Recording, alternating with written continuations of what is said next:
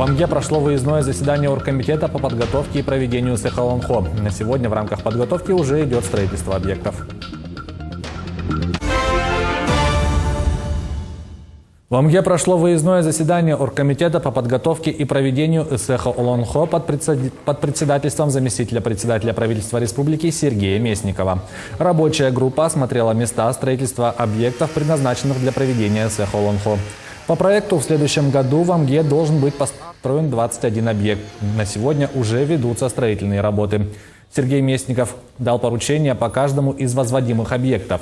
На заседании обсудили организационные вопросы, культурные мероприятия, а также вопросы строительства. Вице-премьер поручил в срок до 15 декабря утвердить концепцию, логотип, эмблему цеха ОЛОНХО, а также состав рабочих комиссий с графиком выезда в Амгинский улус для подготовительной работы.